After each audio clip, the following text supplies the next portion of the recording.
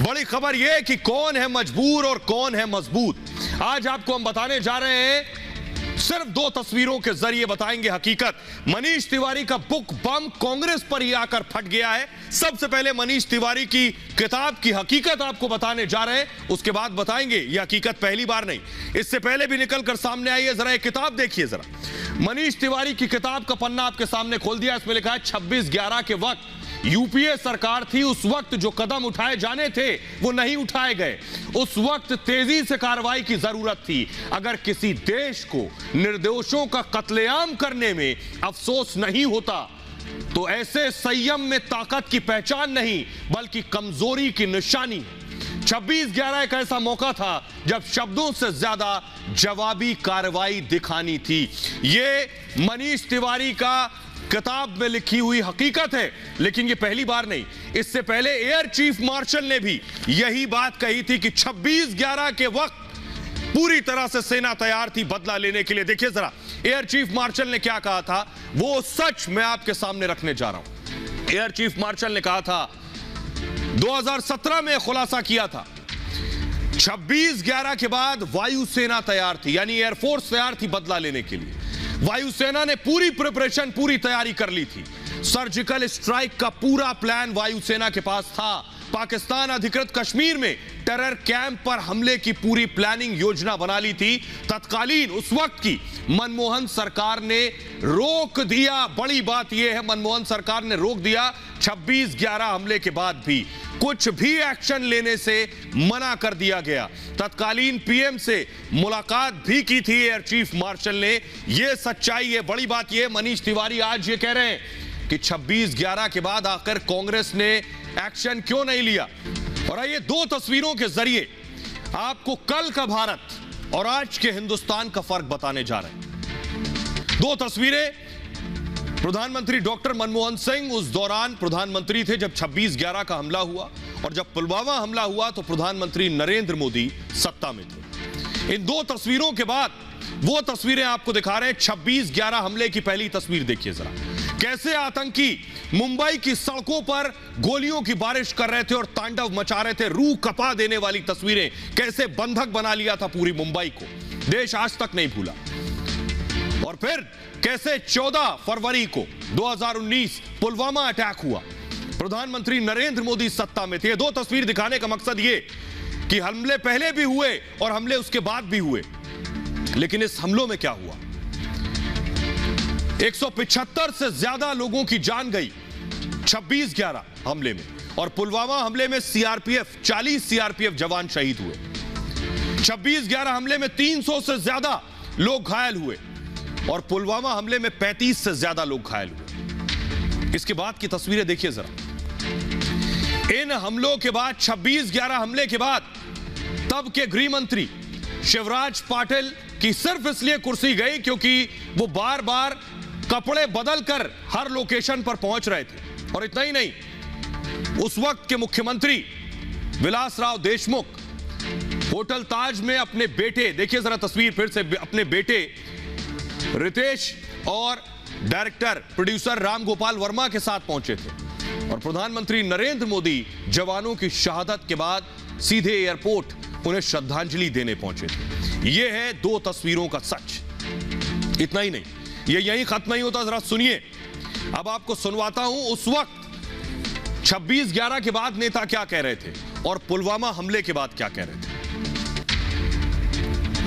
हमको जब मालूम हो गया तो हमने यहाँ से फोर्स भेजा था, और भेजा कहाँ, कब था कि उधर वो चल रहा था, तो रातों रात उसी दिन 2-3 घंटे के अंदर एनएजी के लोगों को यहाँ पर बुलाया, यहाँ से उसी वक्त रातों रात भेजा था। और मैं भी उनके साथ गया हुआ था वहाँ पर। पुलिस कमिश्नर, वहाँ का जो लोग हैं, उन्होंने एक कमेटी बनाई थी और वो कमेटी ने वो सब कुछ देखा हुआ था। पुलवामा हमले के गुनाहगार, पुलवामा हमले के साजिशकर्ताओं को उनके किए की सजा जरूर मिलेगी। आतंकी संगठनों और उनके आकाओं ने जो हैवानियत दिखाई है, उसका पूरा हिसाब किया जाए। और सोचिए जरा, 26/11 हमले के बाद भारत डोजियर सौंप रहा था पाकिस्तान को, सबूत दे रहा था पाकिस्तान को, लेकिन पुलवामा हमले के बाद बालाकोट में स्ट्राइक की भारत ने पाकिस्तान को घुस कर मारा। यह था जवाब। कल के भारत और आज के हिंदुस्तान में यह फर्क है। अब सुनिए जरा, 26/11 हमले में जो जख्मी हुए, जो घायल हुए, उनके परिवार का क्या कहना है, और आज के भारत में पुलवामा हमले में जो जवान शहीद हुए, उनके परिवार का क्या कहना है, सुनिए।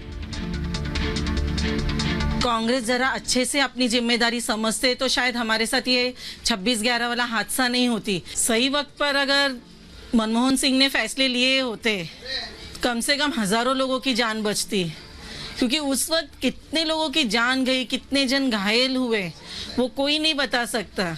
सिर्फ कहने के लिए कहते कि हमारे पास इतने आंकड़े हैं, इतनी गिनतियां हैं, मगर उस वक्त कितने जनों पे क्या बीती और कितने जनों के साथ क्या हुआ, ये कोई नहीं जान सकता है। इसीलिए इसके जिम्मेदार भी मनमोहन सिंह और सोनिया गांधी हैं, और कांग्रेस के जितने भी हैं कार्यकर्ता, वो सभी को मैं ये कहना चाहती हूँ कि एक बार हमारे जगह पे आप लोग आकर देखिए और हमारा दर्द समझिए, तो आपको पता चलेगा कि कैसे हम लोग जिंदगी जी रहे हैं। क्योंकि उस वक्त हमारे पास आप लोगों का सहारा था, मगर उस वक्त सोनिया गांधी और मनमोहन सिंह ने अच्छी अपनी जिम्मेदारी समझी होती और उन्होंने निभाई होती, अपना काम किया होता, तो शायद ये हादसा नहीं होता। इसके जिम्मेदार सिर्फ गांधी परिवार है और मनमोहन सिंह है। ना तो उन्होंने यह हादसा होने से पहले कुछ किया, ना यह हादसा होने के बाद उन्होंने किसी पे ध्यान दिया। जब मजबूत सरकार होती है तो सर्जिकल स्ट्राइक और एयर स्ट्राइक भी होती है। जब मजबूत सरकार होती है, दुनिया भी हमारी बात सुनती है, और जब मजबूर सरकार होती है तो दुनिया भी अपना रौब झाड़ती है हमारे ऊपर। सोनिया मनमोहन की सरकार थी, पाकिस्तान के आतंकवादी आकर अपने जवानों के सर काट कर ले जाते थे, कोई जवाब देने वाला नहीं था।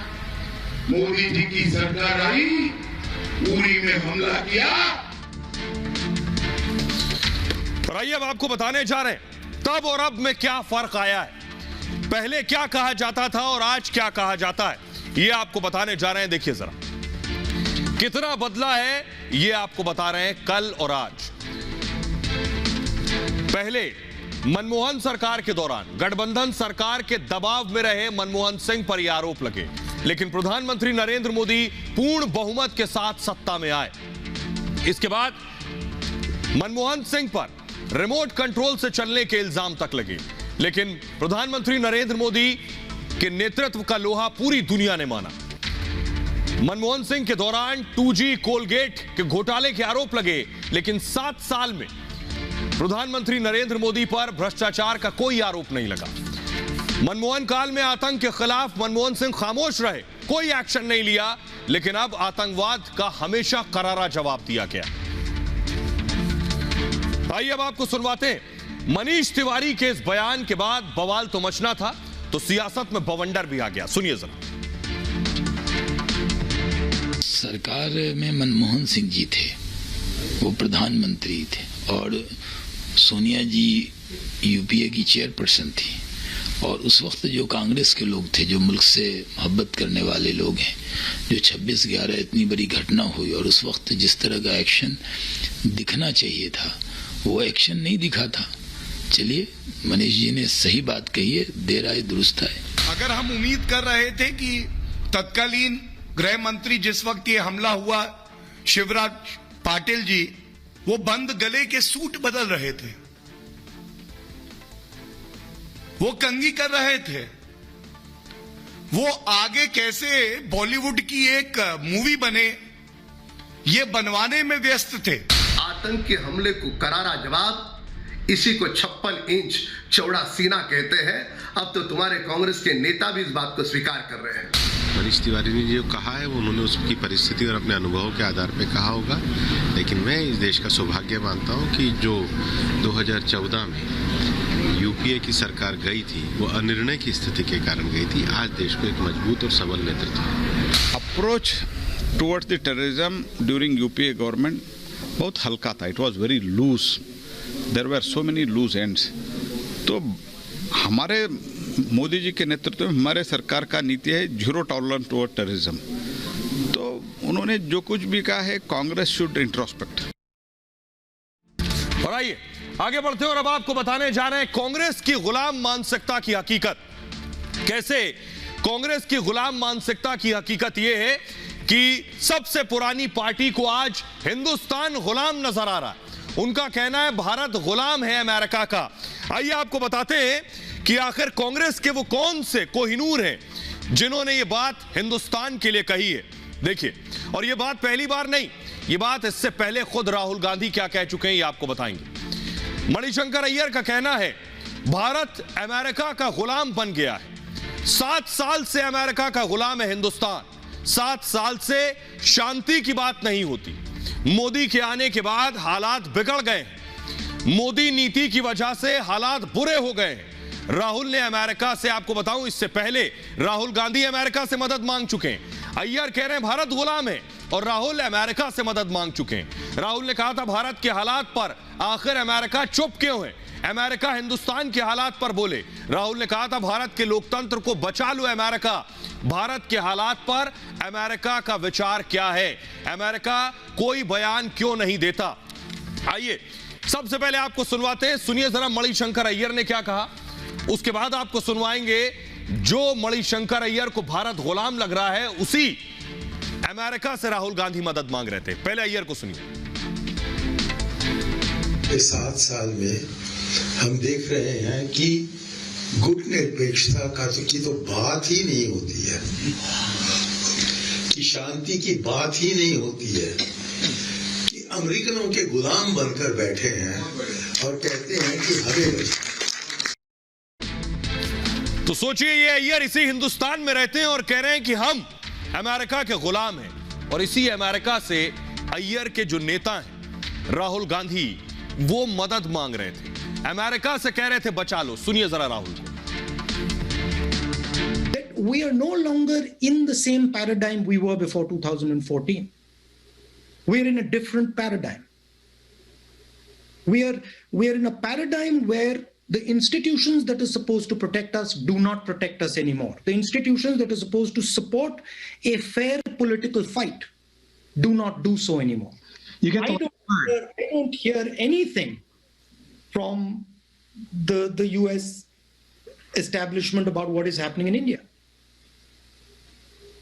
If you're saying partnership of democracies, I mean, what's your view on what's going on here? तो सुन लिया आपने राहुल गांधी को. अब जरा रिपोर्ट देखिए.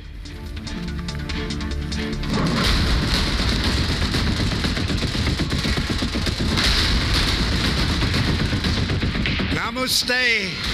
Namaste.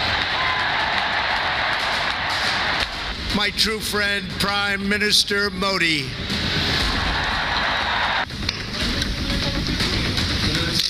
Welcome back.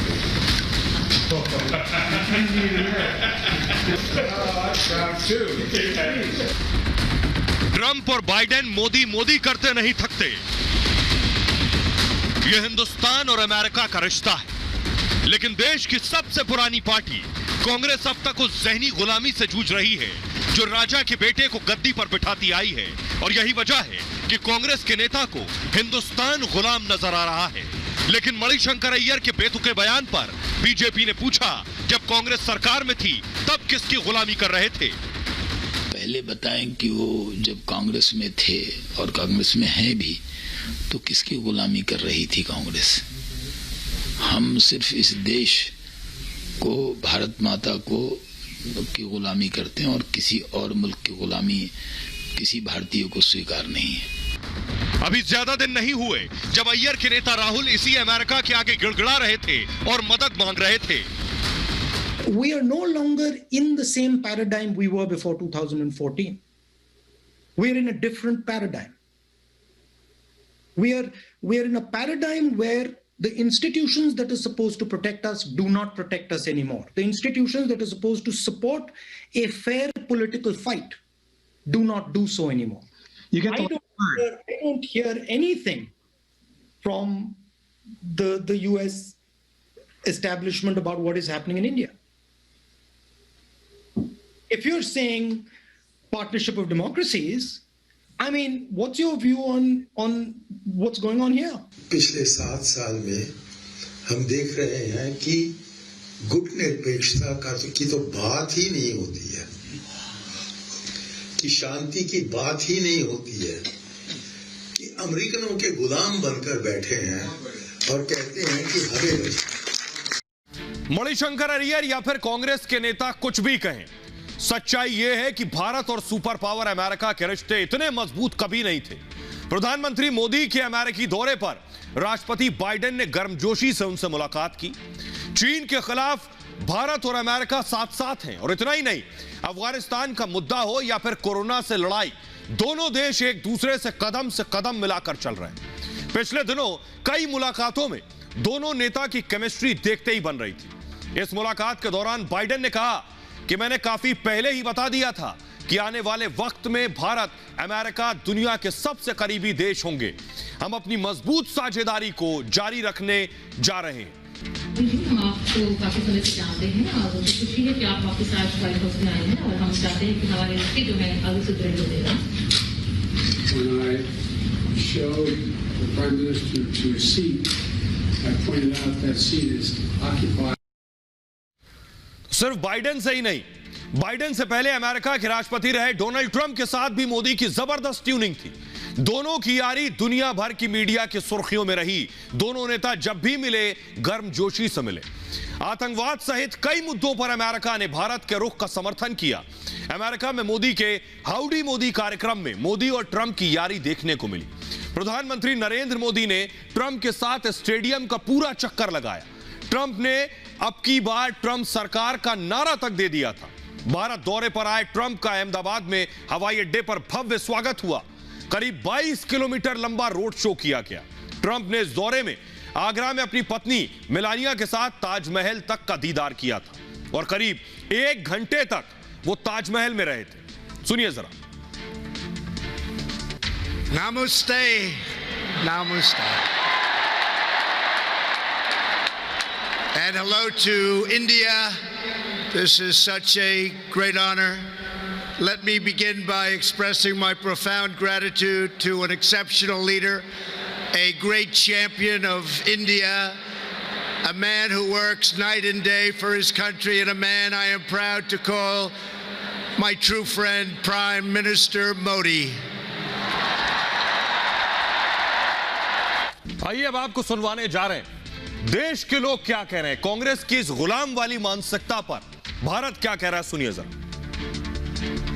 कांग्रेस तो ऐसी टिप्पणियां करती रहती है भाई साहब। जब इनकी सत्ता थी तब ये खुद भारत को गुलाम बनाए हुए थे और अब कह रहे हैं कि हम लोग मोदी जी गुलाम बनाए। मोदी जी ने ऐसे ऐसे काम कर दिए हैं जो कि इन्होंने अपने सरकार में नहीं करे होंगे। देखिए, कांग्रेस जो कह रही है कहीं ना कहीं जो उनकी बात है ये गलत है और कोई भी देश किसी का गुलाम नहीं होता है। एक मैत्रिक संबंध होते हैं, व्यापारिक संबंध होते हैं, किसी भी प्रकार से भी हो, कहीं ना कहीं भारतवर्ष अपना विश्व के अंदर बढ़ोतरी की तरफ बढ़ा है। तो गुलामी की जो बात कही जा रही है वो कहीं ना कहीं पूरी तरीके से गलत है। विचारधारा की दृष्टि से तो अमेरिका के ज़्यादा निकट हैं। गुलाम हुए हैं नहीं ये वो जाने, विपक्षी हैं, कुछ ना कुछ तो बोलेंगे ही। और आज चीन अगर गुस्सा है इनसे तो इसी बात मुद्दे को लेकर गुस्सा है कि अमेरिका का जो बाइडेन इनको चीन से ज़्यादा महत्व दे रहा है। कांग्रेस को एक कुशल नेतृत्व की ज़रूरत है। कांग्रेस इस समय बिल्कुल बरगला गई है। कांग्रेस के पास कोई रणनीति बची नहीं है। इस वजह से कांग्रेस जो है उल्टी सीधी बातें कर रही है। ये बिल्कुल बेबुनियाद आरोप है। कांग्रेस खुद गुलाम रही है। 70 साल देश में राज किया है। राज करने में सब कुछ तो गुलामी में चला गया है। अब मोदी जी इतने अच्छे काम कर रहे, देश विदेश में हमारे देश की चर्चा है, हमारा देश मजबूत हो रहा है। उनको जलन हो रही है, उल्टे सीधे बयान देते हैं। राहुल गांधी को खुद नहीं मालूम है क्या बोलना है, वो बोले चले जा रहे हैं। उनकी पूरी पार्टी हमको लगा डिस्टर्ब हो गई, उसको इलाज कराना चाहिए। ये कहना सर्वथा गलत है कि भारत किसी के पीछे चल रहा। आज वो स्थिति है कि भारत अग्रणी पंक्ति में है। भारत जहाँ खड़ा होगा उसको देखकर, उसकी विचारधारा को देख के लोग उसके पीछे चलेंगे। इस स्थिति में भारत है और इसके सारा श्रेय भारत के प्रधानमंत्री, यशस्वी प्रधानमंत्री माननीय नरेंद्र मोदी जी को जाता है। और ये आपको बताते हैं कि हिंदुस्तान अमेरिका के साथ बराबर से खड़ा है। आज बराबरी की बात हो रही है। अमेरिका और भारत के रिश्ते इस तरह के हैं। देखिए जरा, आपको दिखाने जा रहा हूं कि दोनों देशों के बीच, ये आपको S-400 हम आपको दिखा रहे हैं, मिसाइल डिफेंस सिस्टम हिंदुस्तान ने लिया है रूस से। अमेरिका मना करता रहा, अमेरिका के दबाव के आगे हिंदुस्तान नहीं झुका। बैन की आशंका के बावजूद S-400 रूस से भारत ने लिया। रूस के साथ इस मिसाइल डिफेंस सिस्टम का करार भारत ने कर लिया और भारत की सुपर पावर अमेरिका को दो टूक है। सोचिए, इसी को कहते हैं बराबरी। भारत रूस संबंधों में हस्तक्षेप मंजूर नहीं, भारत ने अमेरिका से कहा है। S-400 के लिए $5.43 अरब की डील हुई है और S-400 मिसाइल की सप्लाई शुरू हो चुकी है और अगले महीने भारत दौरे पर पुतिन आने वाले हैं।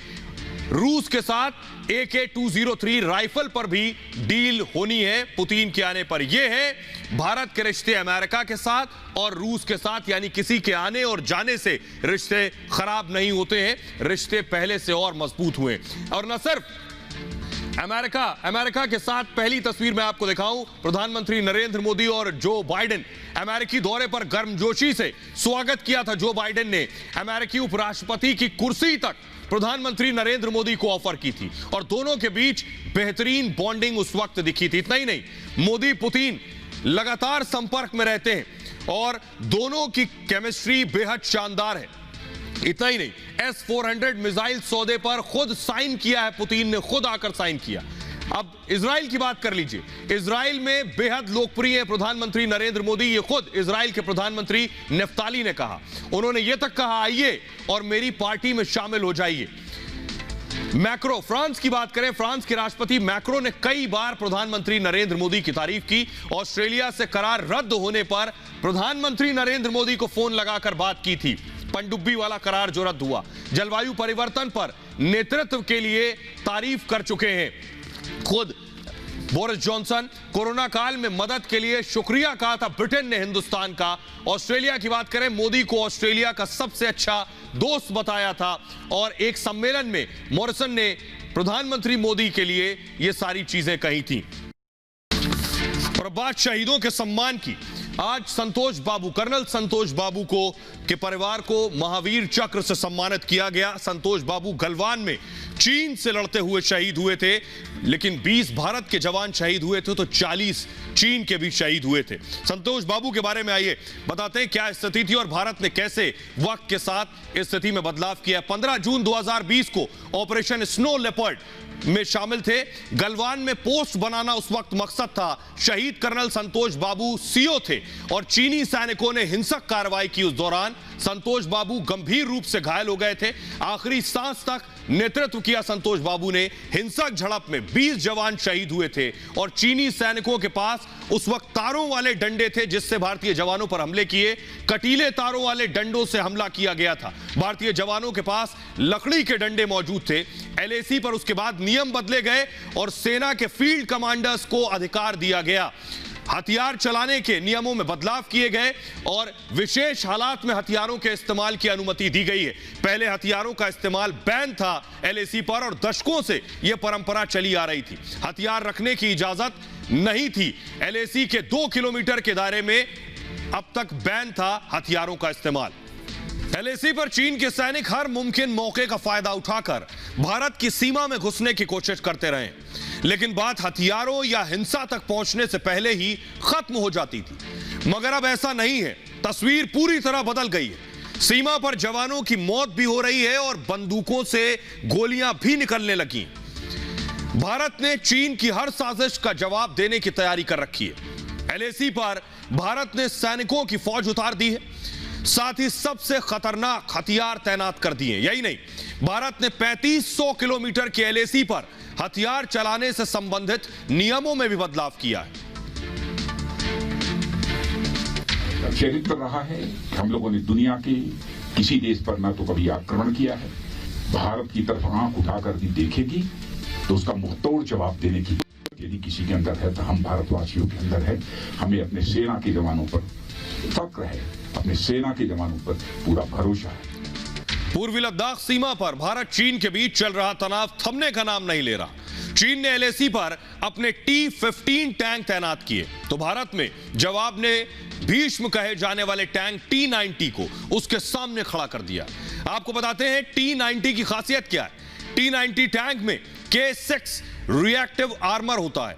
2 किलोमीटर की रेंज में हेलीकॉप्टर को भी मार सकता है। T-90 tank anti tank guided missile भी दाग सकता है और T-90 टैंक रेगिस्तान, दलदली जमीन और पानी के अंदर भी चलाए जा सकते हैं। टैंक में एंटी एयरक्राफ्ट गन होती है और 1 मिनट में 800 गोलियां चला सकती है। लद्दाख से लेकर अरुणाचल तक आंखें दिखा रहे चीन से निपटने के लिए भारत ने सीमा पर अपनी सबसे घातक ब्रह्मोस मिसाइल भी तैनात कर दी है। भारत की इस तैनाती से ड्रैगन लाल हो गया है। बताते हैं कितना खतरनाक है ब्रह्मोस मिसाइल। ब्रह्मोस मिसाइल अपने साथ 300 किलोग्राम तक विस्फोटक ले जा सकती है। यह ताकतवर मिसाइल है जो परमाणु बमों को भी अपने साथ ले जा सकती है। इसे पनडुब्बी, युद्धपोत और लड़ाकू विमान से दागा जा सकता है। सीमा पर चीन से मिल रही चुनौती के बीच भारतीय वायुसेना ने एक कदम और आगे बढ़ा दिया है। पश्चिम बंगाल के हासीमारा में रफाल विमान का दूसरा स्क्वाड्रन तैनात हो गया है। रफाल का पहला स्क्वाड्रन अंबाला में तैनात है जिसने एलएसी इलाके में पेट्रोलिंग भी की थी। रफाल दुनिया के सबसे घातक मिसाइलों में से एक है और रफाल में सबसे घातक मिसाइलें लगी हैं। रफाल हवा से जमीन पर मार कर सकती है और हवा से हवा में मार करने वाली मिसाइल भी इसमें लगी है। रफाल की अधिकतम स्पीड 2222 किलोमीटर प्रति घंटा है। 1 मिनट में 60,000 फीट की ऊंचाई तक यह उड़ान भी भर सकता है। और फिलहाल ये भारत की बात है में इतना ही। अपना बहुत ख्याल रखिए।